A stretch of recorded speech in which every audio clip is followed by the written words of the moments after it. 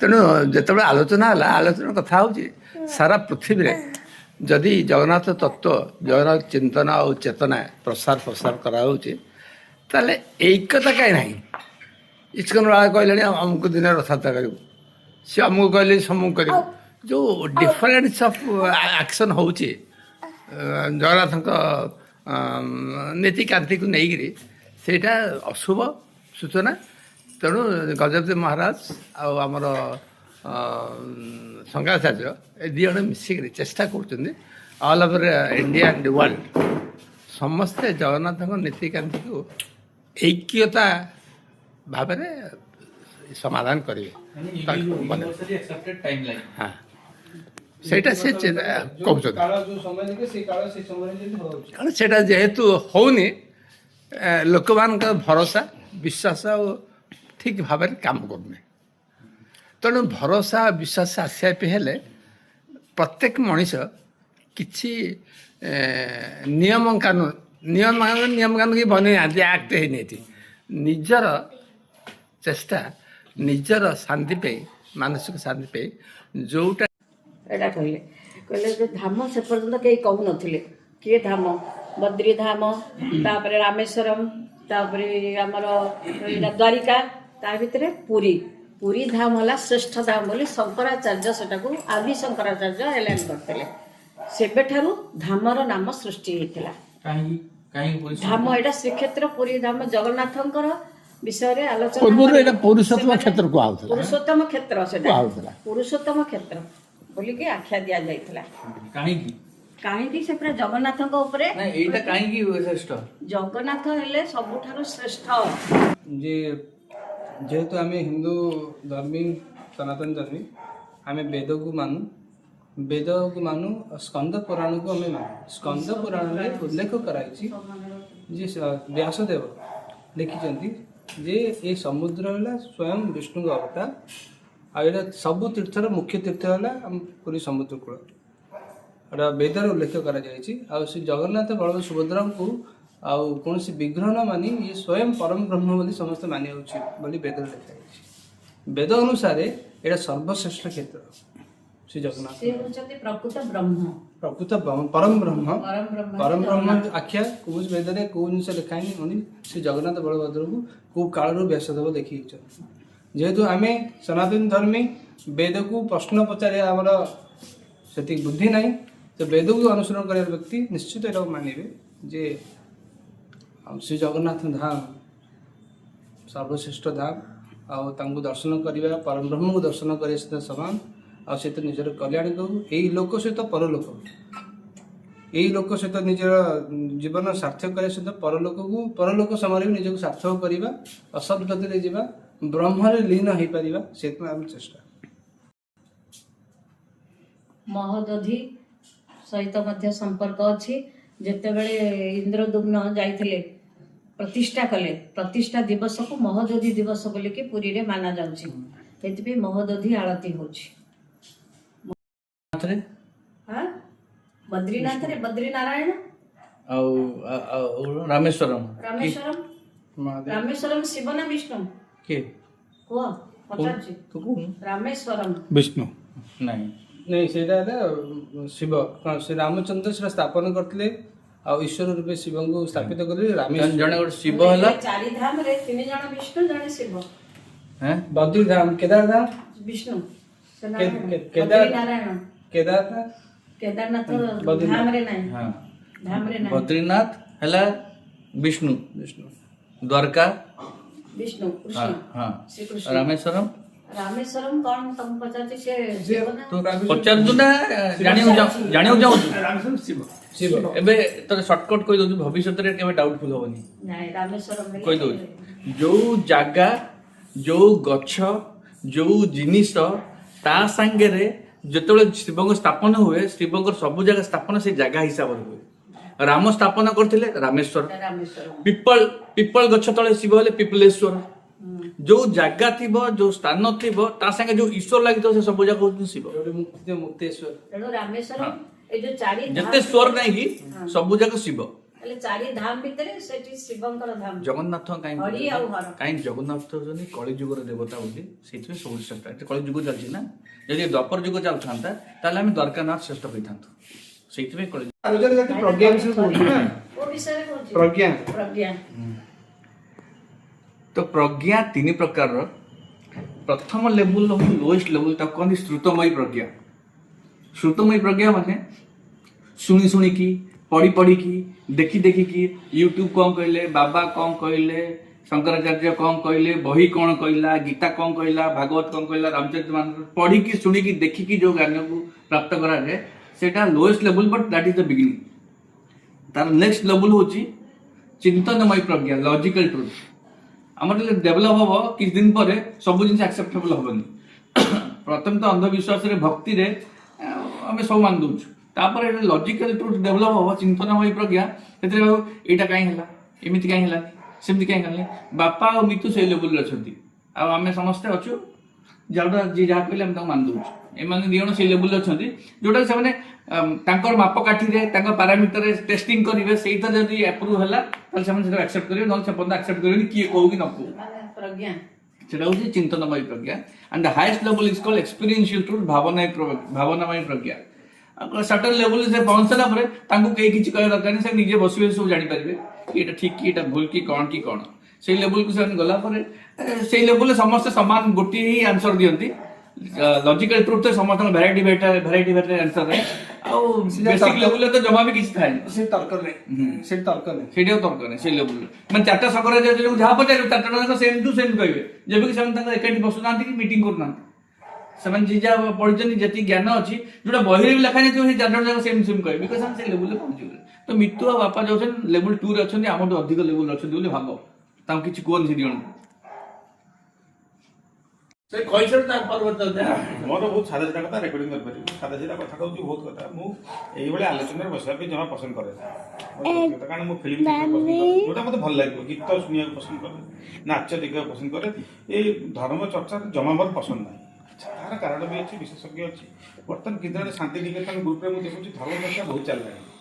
ଇଏ ଚୁଟି ପିନ୍ଧିକି, ଚୁଟି ଲଗେଇକି, ତିଳକ ମାରିକି ବୁଲିଲାଣି, ସେ ଲଣ୍ଡା ହେଇକି ସେ ଭାଷଣ ଦେବା ଆରମ୍ଭ କଲାଣି ହିନ୍ଦୀରେ। ସେ କହେ ନା ଭାଇନା ମଝିରେ ମଝିରେ କିଛି ମନ୍ତ୍ର କିଛି ଗୋଟେ ଭିଡ଼ିଓ ପଠେଇ ଦଉଛି, ବାପା ଫଟୋ ପଠେଇ ଜଗନ୍ନାଥ। ନାଇଁ ମୁଁ କିଛି ପଠଉନି ମିତୁ, ଭିଡ଼ିଓ ଯୋଉଟା ପଠଉଛି ତା ସହିତ କିଛି ଲିଙ୍କ ନାହିଁ। ଠିକ ଅଛି, ବାସ୍ତବିକ କଥା ଜିନିଷ କହୁଛି, ବଟ୍ ମୁଁ କନେକ୍ଟ କରୁଛି କାହିଁକିନା ସେ ରିପ୍ଲାଏ କରୁଛି ସେମାନଙ୍କର ସବୁ ତର୍କକୁ। ଯେତେବେଳେ ରିପ୍ଲାଏ କରିଦେଉଛି ମୁଁ ଭାବୁଛି ସମୟ ଭାଇନା କନେକ୍ଟେଡ୍ ଅଛି ସେଇ ସବୁ। ଆକ୍ଚୁଆଲି କ'ଣ ନା 1 ତାରିଖ ବୋଲି ଜଗନ୍ନାଥଙ୍କ ଦର୍ଶନ କଲି ବୋଲି ସକାଳ 4ଟାରୁ ଉଠିକି ସେଇଟା ଗୋଟେ ଭିଡ଼ିଓଟା ପଠେଇ ଯାହା ବି ହଉ ତାର ଉତ୍ତର ଅଲଗା ଥାଇପାରେ, ବଟ୍ ମୁଁ ଦେଖୁଛି ମାନେ ମୁଁ ଏକୁଟିଆ ରହିଗଲି ଅଲଗା। ମୁଁ ଏସବୁ ଜିନିଷ ମୋତେ ଜମା ପସନ୍ଦ ନାହିଁ।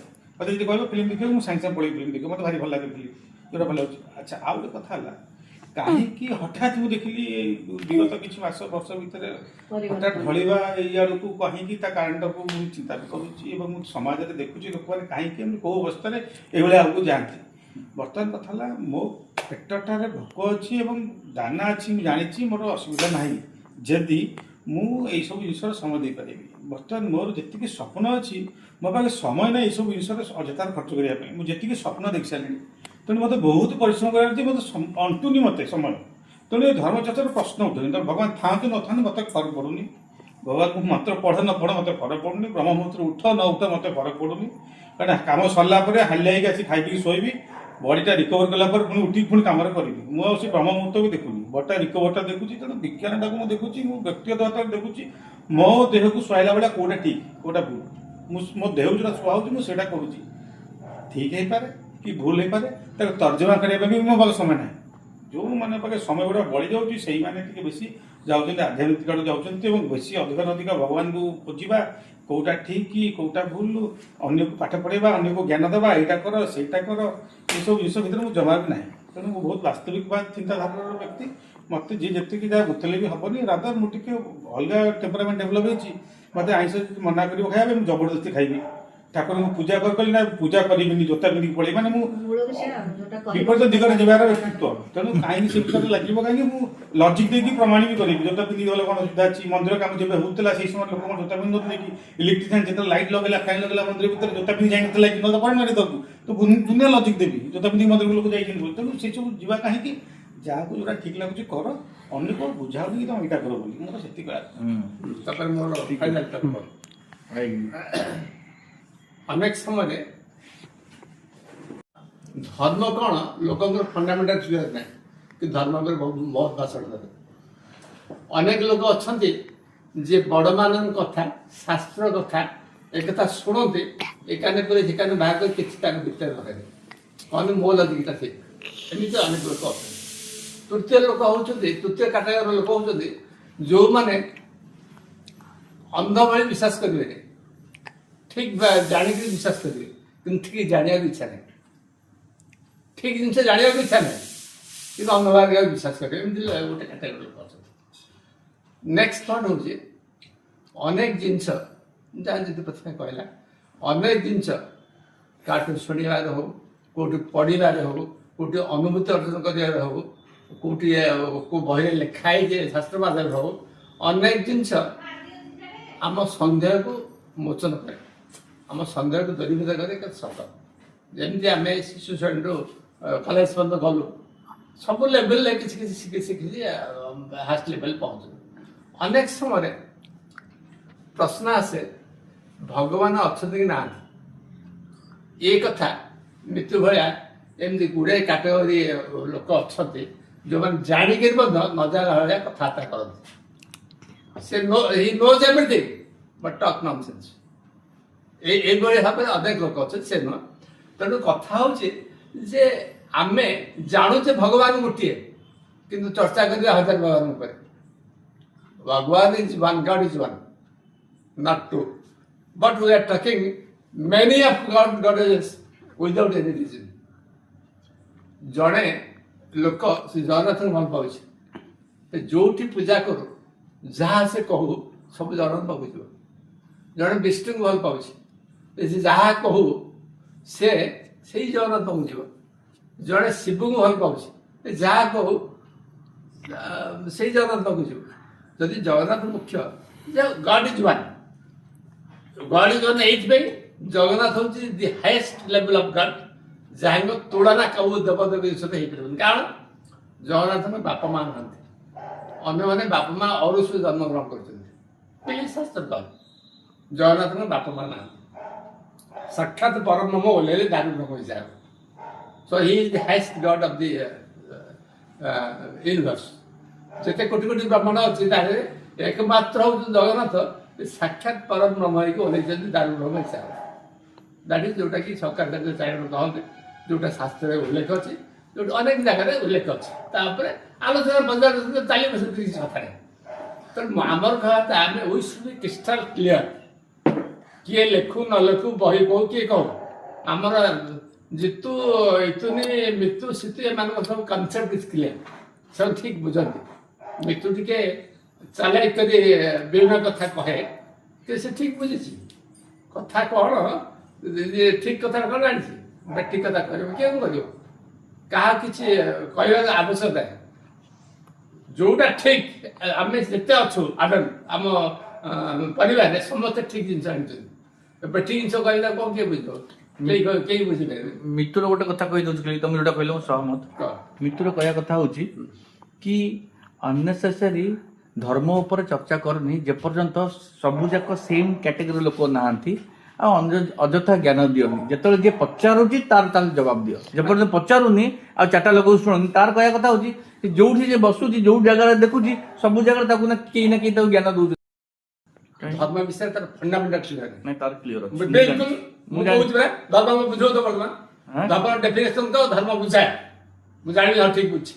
ତାର ଫଣ୍ଡାମେଣ୍ଟାଲ ଅନକ୍ଲିୟର ନାଇଁ, ମୁଁ କହୁଛି ପରା, ମୁଁ ବାପା ହେଇଛି ମୁଁ ଜାଣିନି। ନାଇଁ, ତମେ କେତେ ବାଟ ଯାଇଛି? ମୁଁ ତମ ସହିତ ସହମତ, ତମ କଥା କାଟୁନି। ଜ୍ଞାନ ମାର୍ଗ ଅଛି, ଭକ୍ତି ମାର୍ଗ ଅଛି, କର୍ମ ମାର୍ଗ ଅଛି। ତମେ ଜ୍ଞାନ ମାର୍ଗ କଥା କହୁଛ, ସେ କର୍ମ ମାର୍ଗ କଥା କେମିତି ମ୍ୟାଚିଂ କରିବ? ଦିଟା ଜାଗାରେ ତମେ ଭଗବାନ ପ୍ରାପ୍ତି ହେଇପାରିବ। ଏଇ କଥା ତ ଆଉ ଥରେ କହିଲେ କରୁଛି। ଆମର ଭଗବାନଙ୍କୁ ଅନୁଭୂତିକୁ ଆଣିବାକୁ ହେଲେ ଚାରିଟା ମାର୍ଗ ଅଛି: କର୍ମଯୋଗ, ଭକ୍ତି ଯୋଗ, ଜ୍ଞାନ ଯୋଗ, ଧ୍ୟାନ ଯୋଗ, ରାଜଯୋଗ। ପ୍ରେମ ରାଜଯୋଗ, ପ୍ରେମ ଯୋଗ, ଚାରିଟା ଯୁଗ। ଚାରିଟା ଯୁଗରେ ଜଣେ ଭଗବାନଙ୍କୁ ଉପଲବ୍ଧି କରିପାରିବ। ରାଜଯୋଗଟା କୋଉଠୁ ଆସିଲା? ମୁଁ କହୁଛି ମେଡିଟେସନ।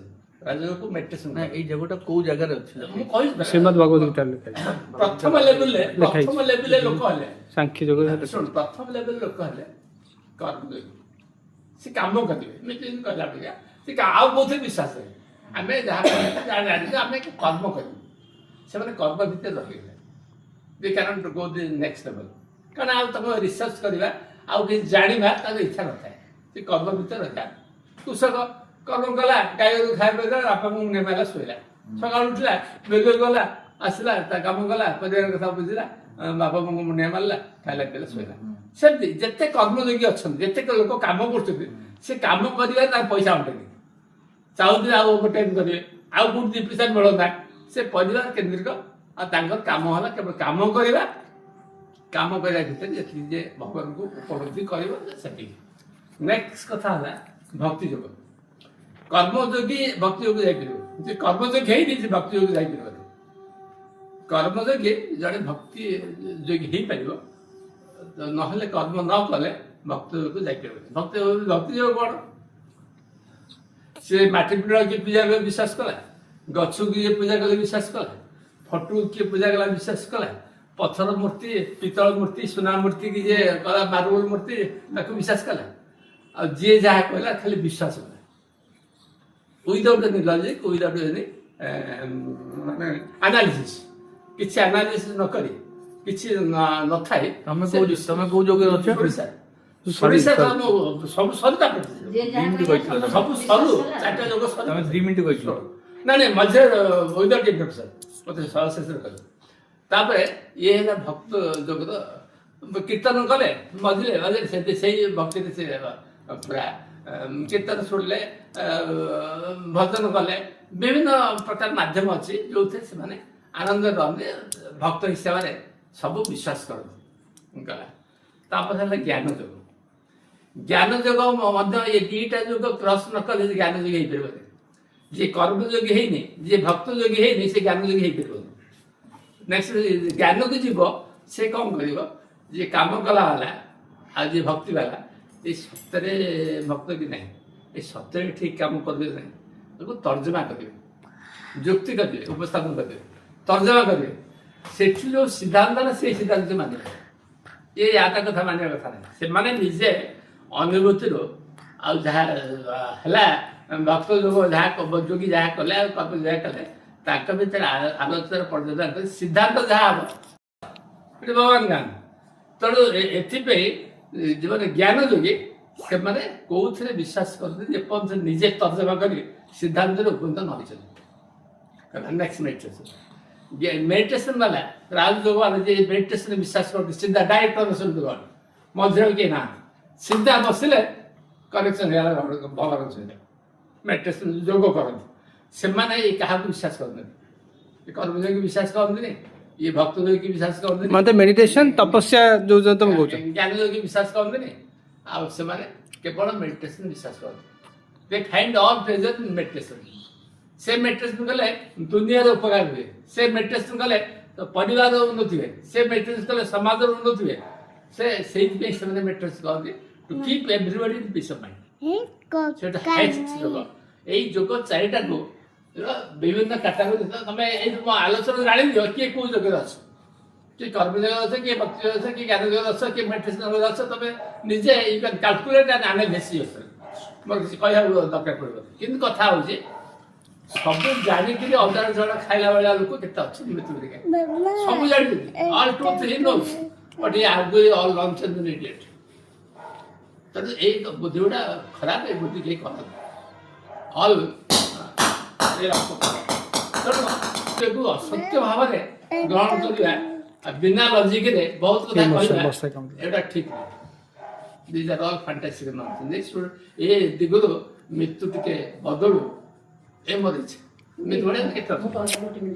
ମୃତ୍ୟୁ ଯାହା କହେ ଆଉ ଯାହା କହୁଛି ଶୁଣୁଛ ସବୁ ଦିଟା ଅଲଗା ପ୍ରକାର ତା ହୃଦୟର କଥା ଗୋଟେ ତା ମନର କଥା ହୃଦୟର କଥା ଇଏ ନୁହଁ ତମକୁ ସବୁ ପରୀକ୍ଷା କରିବା ପାଇଁ ସେ କହୁଛି A man having double standard is not a man. ସେ କହୁଛି ତମେ ସେମିତି କରୁଛ କଣ A ପାଉଛ man having double standard is not a man. କଣ ମତେ ମିଳୁନି ତାର କହିବାର କଥା ତା ହୃଦୟରୁ ଗୋଟେ ମନରୁ ଗୋଟେ ତମମାନେ କହୁଛ କାଢି ତ ଦେଇଥିବ ନା କଥା କହୁଛ ପଚାର ପଚାର ହୃଦୟର